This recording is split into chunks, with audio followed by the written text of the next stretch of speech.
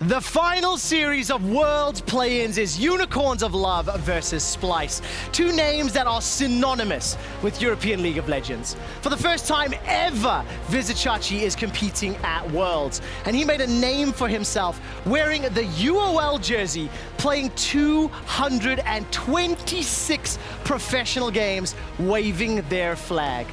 Alongside Chachi is one of Europe's most exciting junglers, Xerxes. He wasn't able to play at Worlds when he qualified with Dark Passage because he was too young.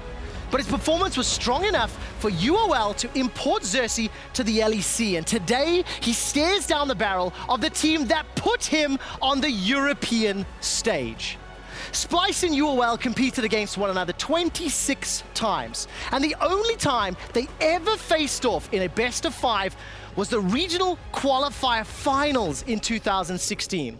Splice defeated UOL 3-2, and they went on to compete at Worlds. The beautiful irony of this series is the former frontmen of the UOL now play for the team that prevented them competing on the biggest stage at Worlds, when they were truly the closest to earning it.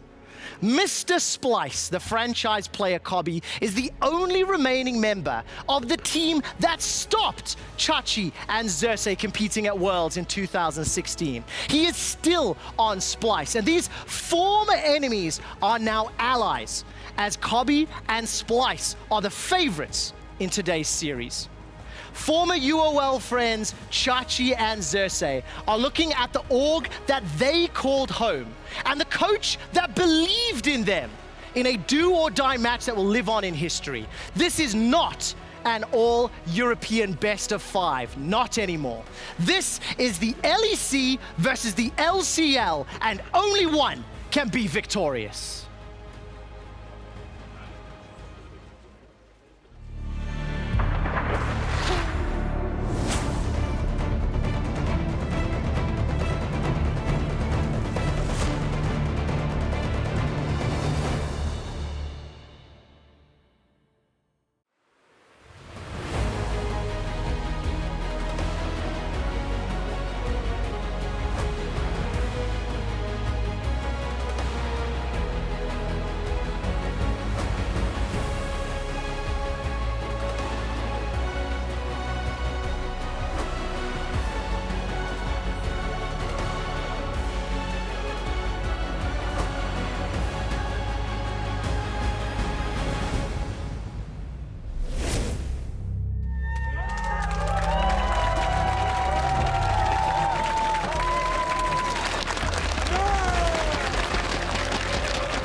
Welcome to Berlin, Germany for more Worlds 2019. I love that the fans are bringing pineapples to the Unicorns of Love series. Before we get to that though, we've arrived at the final day of play-ins and the last 2 group stage spots are up for grabs. Our first series has very big upset potential as Isurus Gaming look to send Latin America to groups for the first time at an international event. Hello everybody, I'm Quickshot, excited to get into today's action alongside Jat and Ejim. It's the last day of play-ins. Oh my goodness, it's been quite a ride so far.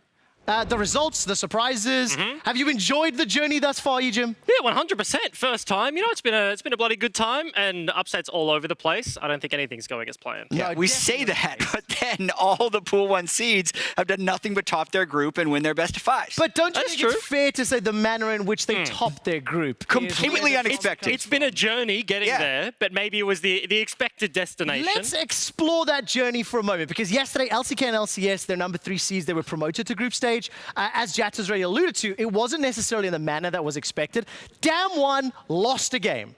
Very, very few people came into that and discussed it. They were surprised by the lane swap, and it was beautiful to watch. Yeah, and Damwon looked completely unprepared for this in almost every way possible, from the draft to the way they executed it, except then, in the way of unexpected bonkers games go, they did come back and actually end the game with a gold lead, but still lost to Loki. So one of the weirdest games I've ever seen. Yeah, weirdest game is certainly one of the ways to describe it. Damwon, super young team coming into best of 5s. bringing up a very dominant victory in the end, but it certainly didn't start that way. No, it definitely didn't. At the end of the day, the series series normalized and went to sort of expectation to a degree. Yeah, it did. Let's turn on to Clutch, because I think Clutch surprised us yesterday. They were extremely dominant. Huni in particular had a very, very good performance. And I think when we turn our attention to the Clutch series, the manner in which Clutch won the games is what my biggest takeaway. Yeah, 100%. This is a team that came into the group stage, were struggling early, they were losing to one team, beating the other team, and it's like, oh, are these inconsistencies still going to be there when they hit best of 5? Well, absolutely not. Yeah, I mean, they're consistent against one team, right? They're consistent against the team they ended up matching up against, which was definitely surprising. I mean, we know that Royal Youth actually said, hey, who'd you want to face? They said Clutch. Yeah. So they had even scrimmed against them. We heard Clutch say that, hey, they're actually pretty good. They were close scrims, so we would have preferred to have someone else, but they did definitely execute, and I think a big thing for them was Lyra played decently instead of awful, and I feel like Lyra played awful in their group stage losses. Yeah, and I think also the fact that the entire team rallied around it. Like in that matchup versus the Elise, everybody was targeting the opposing jungler. All of the time was spent in the enemy red buff. It was like 18 minutes. He gets his first red buff and the hands are closer. That's going to be a super bad time. We were playing the red buff tracker on the analyst desk of actually seeing just how late it would go. But Jet, does this bode well for Clutch Gaming looking forward to the group stage, seeing that they find their feet, or is this just a mismatch of opponents? Honestly, I don't know. It's so hard to tell because we know that if things continue to, quote, go to chalk, there are reasons for this, but Clutch would be in Group C, which is a really, really hard group for them. It's a story we've also told before with teams coming out of the play-in stage. Oftentimes, it seems like we underrate them because we have this expectation that, like, well, if they were weak against this team, then there's no way it'll translate to success against a better team, but actually the correlation just doesn't really seem to be there in a lot of ways, so I don't know. And that's the big thing for me in terms of like League of Legends analysis from the outside in. When you speak to players, like it is all just feel and like feeling out your opponents, playing against one team. I think a lot of the teams also like coming through the play-ins are the teams you expect to fluctuate based on strength of opponents. So it really is hard to like take too harsh criticisms of what we've already seen. It's going to be super fun because at the end of today's broadcast, we will be drawing the 4 victorious teams from the knockouts, play-ins knockouts into the respective group stages, and there's only a certain number of ways that this can go because, of course, you can't have 2 teams from the same region in the same group. Yeah, so we know for sure that Damwon and Damwon's going to either Group B or Group D, which is the thing that I really draw my attention to as far as this goes. I think if they go into Group D, it makes it quite a fearsome group. Personally, before the World Championship, I felt like there were probably 10 teams that are really going to be fighting for the top 8 spots in the quarterfinals, and that was going to be the 3 LCK teams, the 3 LPL teams, 2 NA, 2 EU. And if Damwon slots into Group D, that means there's only going to be one of those teams in Group B, which will make it really wide open. So I'm really crossing all of my fingers and saying, Damwon, please go into Group B at the end of the day. In South Africa, we say you hold your thumbs if you're looking for luck. That feels like... I know, I don't know why. I mean, that's very aggressive. This is much different. It would be very interesting to see what happens in Group B if that happens, you know, one of these other teams, because then all of a sudden you get this like group of life scenario. And there's a lot of theory crafting that we can do, but we need to find out who's going to win today before we draft teams into groups. And while the promotion to groups is definitely the reward that these players are looking for, we'd also like to award some well-deserved honors after yesterday's series. I'm going to start with Tilt Proof, which is Damwon's Nuguri, because he's won the award after activating the 0 and 2 power spike. Is that what Jatlis was saying on card? Oh, yeah. Alice was all about the Nagri being stronger after 0 and 2. And in a lot of ways, it's fine because he does die twice and then he has the most goal on the team. So while he might get our Tilt Proof award, I kind of want to give it to the rest of his team for not opening after he starts 0-2. I mean, I have some experience in NA solo queue. I don't know if EU solo queue is any better. I just haven't experienced it enough. But usually if your top laner starts Call and dies twice, you're going to be a little angry. I can say with certainty that EU West is a very nice, happy, friendly place. And the thing with OS open is the classic like top laner 0-10. Okay, guys, let's open and wait for them to push and then just kill them so you come back in. Nobody actually opened. I love that. Tilt Proof Damwon. We may have to give it to the team instead of Nuguri. Let's turn our attention to the GG Heart Award. That goes to Clutch Gaming's Cody Sun. When we turn our perspective to this, Huni's the one awarding him the honor, because when you can guarantee and rely Cody Sun's late game performance, you can play whatever you want. Yeah, God, it must feel good having that backup policy, the 80 carry, deathless in this entire series. Yes, it was a 3-0, but the bottom lane, specifically Cody Sun, had a massive performance. You saw tweets, Reddit threads after the fact being like, this guy needs to be hyped up a bunch, and he's had performances at Worlds before, but nothing like this. And I think Vulcan and Cody really sealed the deal in Game 3 with the 2v2 kills they got multiple times in the lane.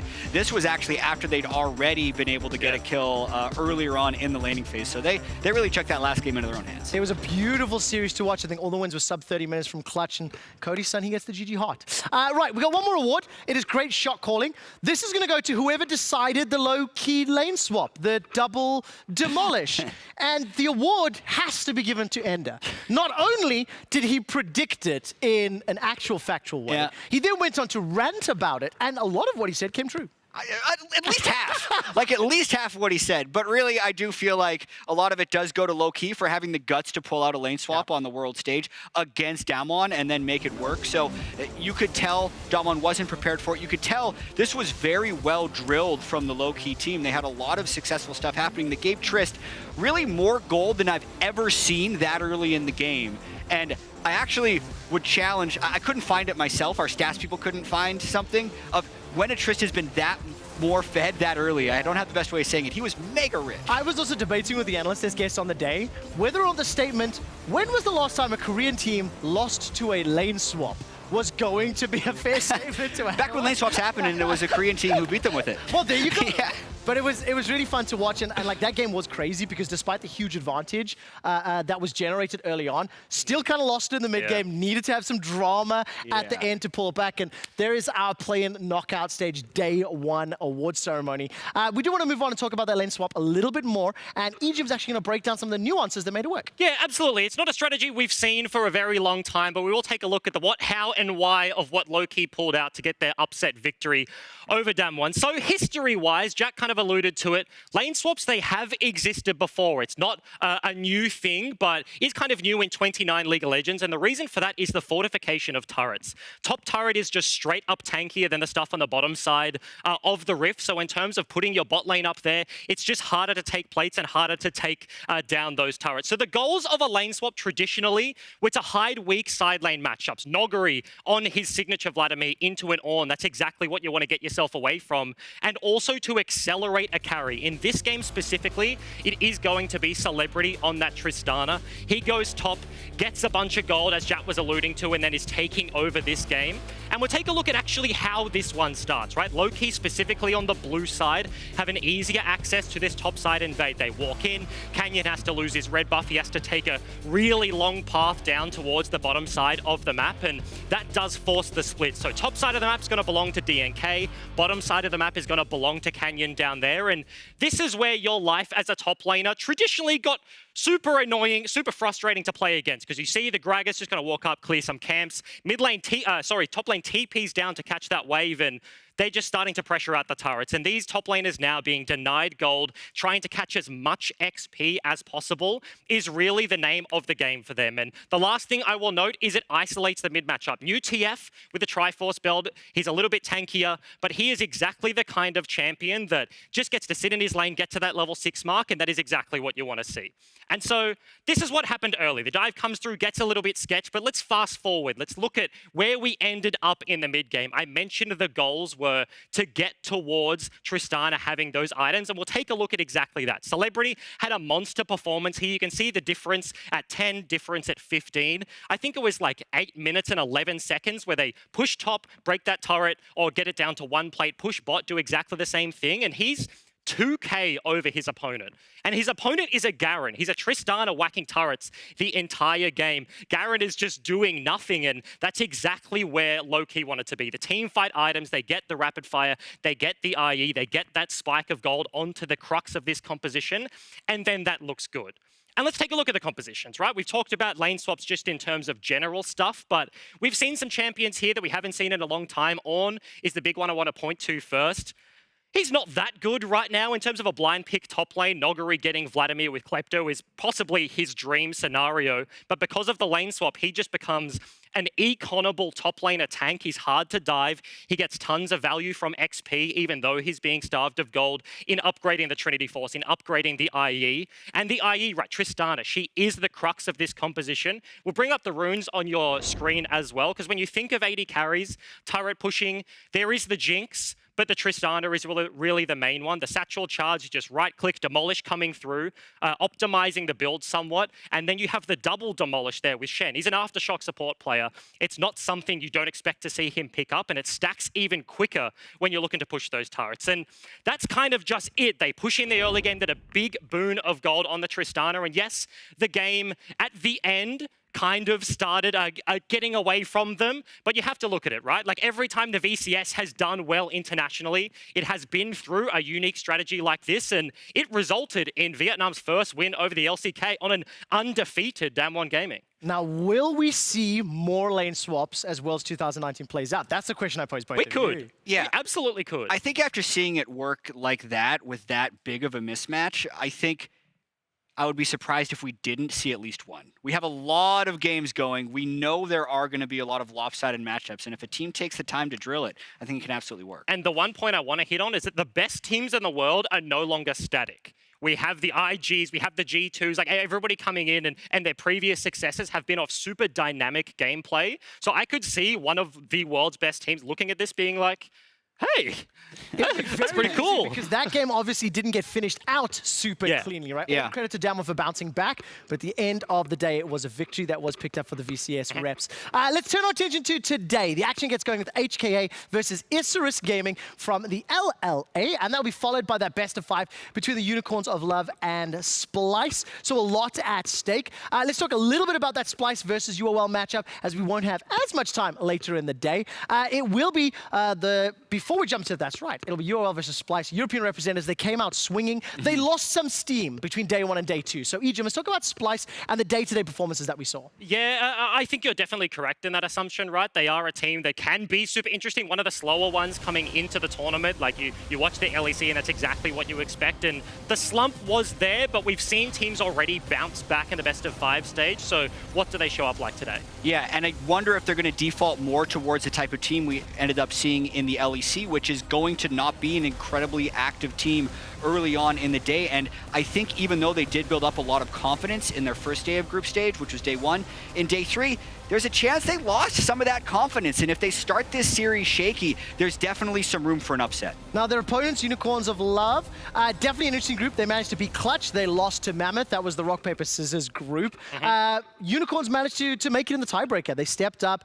They've got some unique picks under their playstyle. Yeah. And it's something that they're quite famous for historically and even within the LCL. Yeah, and like Edward in his interview, he's like, how do they know what we're going to draft if we don't know? And obviously, it is a big joke, but they are going to be the ones to introduce volatility in this matchup. The bottom lane specifically, you have something super standard in Mr. Splice and get me to team fights, get me the gold leads, and I will win the game that way, versus Heimerdinger Fiddlesticks, just flash fear, blow you up in a grenade cooldown. This is going to be an exciting side of the map to watch. Yeah, and I think No Man's is legitimately a force to be reckoned with in the mid lane. So the picks that I'm looking at in this series is going to be the Kayle mid and that Heimerdinger bot lane, and whether or not Splice is ready to deal with those things, because we actually know that Splice decided to start the series on red side for them. So if you're thinking about red side bans, Pantheon seems like a must.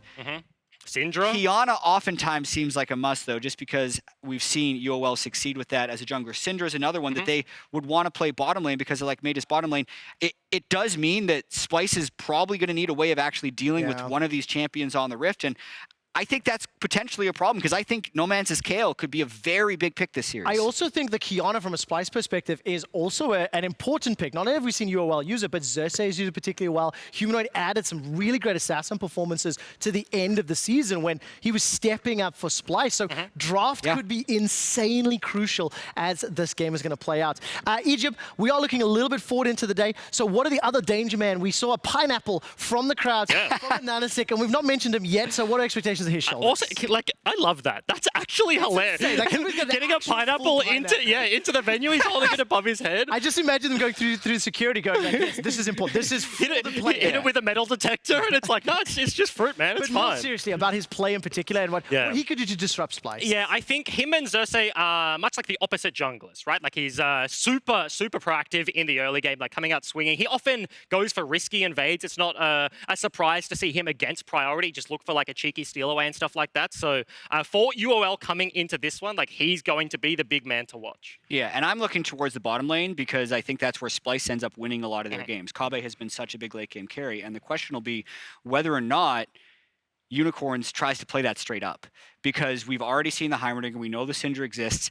I think there's potentially a lot more stuff out there if UOL has committed to going down that direction. They haven't had that long since the group stage, and we know that their fallbacks, especially in their tiebreakers against Mammoth, against Clutch, did end up being traditional marksman. But if they really wanted to commit and they were willing to say, we're not going to beat them straight up in 2v2, I think that would be fascinating to see. And that's the thing, right? Like, we kind of alluded to the side selection earlier, but I think it is super important. Like, as the series and just play-ins progresses overall, we saw the best of fives yesterday. The ability for flexibility on red side, like, yes, you do get more, like, you get the 5th pick to round out whatever you want, but the bans are proving super difficult for teams to deal with, and like selecting sides is going to be very important. Going to be insanely crucial, and of course, just a reminder, the number 1 seed will get side selection in games 1, 3, and 5. Let's turn our attention to HKA versus Isurus, and for more on that, Law standing by with Adi.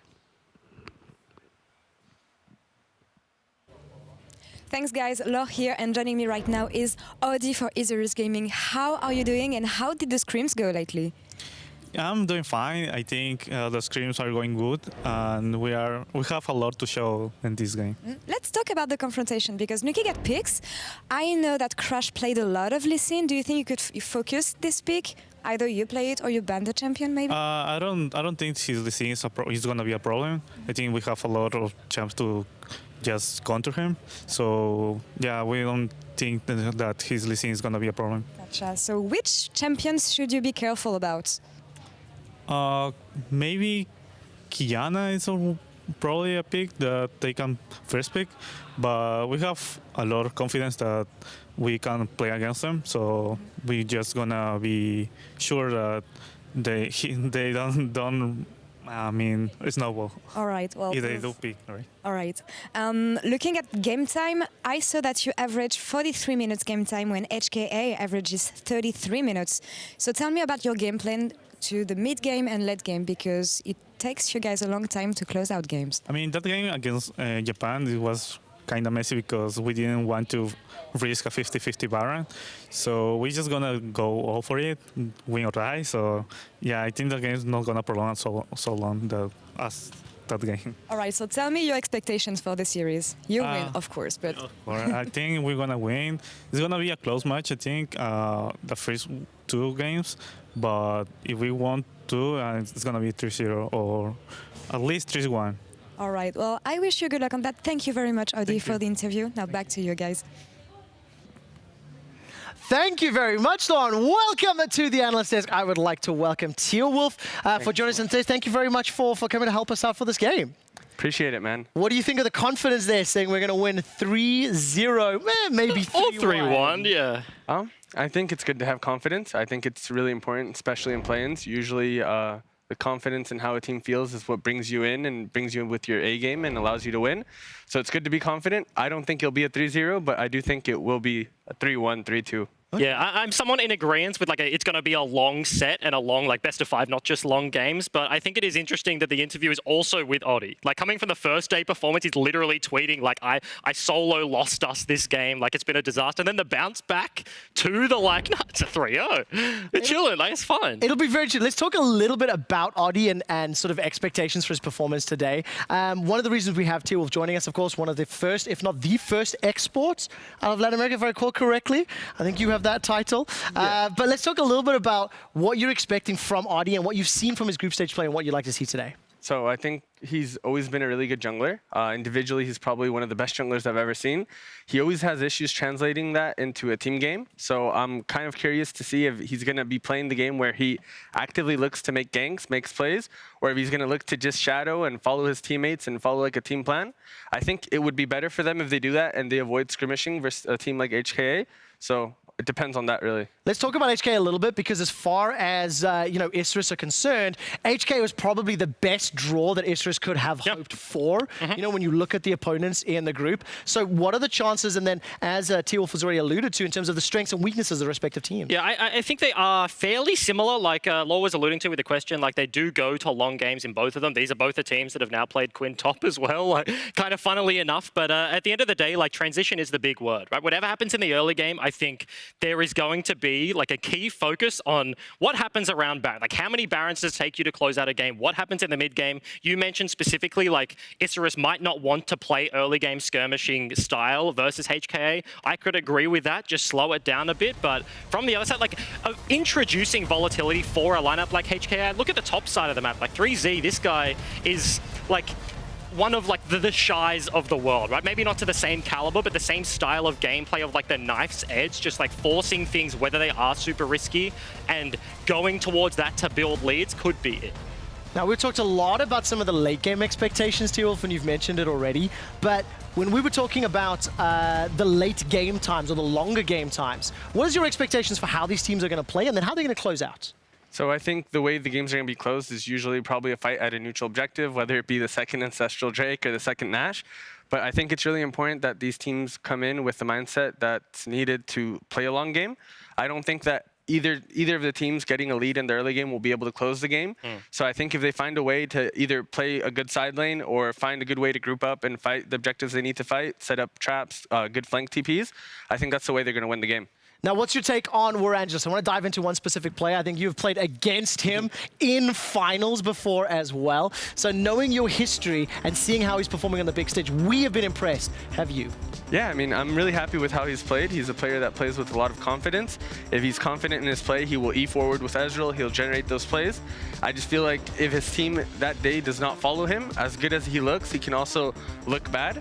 So hopefully that he brings his A game, his team follows him, and he can generate the plays he needs to close out the game. And I really like that you hit on like mentality, right? Because like coming from pro background, it is like it's all that matters. You get to game days, like what happened in groups, that's now like a couple of days removed. It's like a different opponent. You didn't play them in the group stage of play-ins, and confidence is super big in terms of like predictions and stuff for the series as well. We've both said like maybe it will be a close one. Oddie was super confident in a 3-0, but like I'm expecting very differing games than what we saw yesterday. Like a first game slip up for Damwon into basically a 3-0 after that, and then Clutch just straight up. This will be much closer between these two. But we do feel that today's matchups, both of them should be more competitive, right? When we actually look at the opponents, and that's the expectation. We've not touched too much on Hong Kong Attitude and some of their, team fighting. We've sort of came in and saying, we think they've got worse team fighting in ISG. We also don't think they're really going to be able to split push. Is that something that you agree with? And we can see some of the stats between the 2 days of groups play they had. So I think that their team fighting style is different. I think that HK are really good at skirmishing and fighting, small fights. I do think that ISG are really good at the 5v5. Okay. I think draft is going to be really important. HK has been giving a lot of priority to Rakan, so it's going to depend on what ISG has as a response to that. I feel like Nautilus is good in laning phase, but what's going to happen when they're playing 50, 60-minute game where Rakan is going to be 10 times more useful? So I think that the priority on Xayah Rakan bot lane today is going to be really big, and either they're going to have to ban it or find a response to it. T-Wolf, how do you approach drafting strategy if we assume both teams know this information, if we assume you come in and then you obviously have to prepare an answer to the Rakan, but what goes through the conversation process and how you find what that answer is? So I think there's two ways you could do this. You could either give them the Rakan and play red side and look to counterpick maybe top lane, play around there, or you could just simply ban it out and see what else they have to offer. I think there's not many other supports in the game nowadays compared to Rakan that has the explosive engage that he has. So if you ban Rakan, maybe you could have Nautilus versus Thresh or something like that in the bot lane, which could be a lot better for a 40-minute, 50-minute game. And that's kind of the thing that skews, right? Like in terms of just champion strength in general, and then you apply the context of like lack of closing games, like not being able to transition lead. It's like, where does the meta actually land? Like we've seen Syndra's be super successful already in the group stage, but it's like, is she actually going to be relevant once it gets later in terms of like jungle priority? Like if you're picking the Lee Sins of the world, you saw in the montage just there, like Crash, ganking bot, gets flash, kicked him into Narnia, and it's like, is that a good idea? What I loved is you just said, where does the meta land? I'm going to quote you, Marta Cannon. I'm going to say, play your game. The meta lands the way you can beat your opponent. We're a minute away from game number 1 of the final day of play-ins, and I need predictions from both of you. Who will win this series? What is the game score, and why will it be that way? Okay, I'm going to go with a 3-2 to Isurus. I think it's going to be very close, very long, but eventually I think they are a little bit of a smarter team. They should be able to figure it out as this one tracks onwards, and that will be the edge. Tia Wolf? Yep, same thing for me. 3-2, ISG. I think they're a better team in mid-late game. I think they're going to be able to punish the rotations. I think that their strengths today lie in the right places. I think that if Bugax wasn't playing as well as he was playing today, they could have maybe lost the game through there. So I think that they have a really good matchup. I think they have an edge, and I really think that they're going to win today, 3-2. Well, there we go. Analyst Desk is in favor of Isurus. HKA failed the last time. They were in the knockout stage. Let's see if history will repeat itself.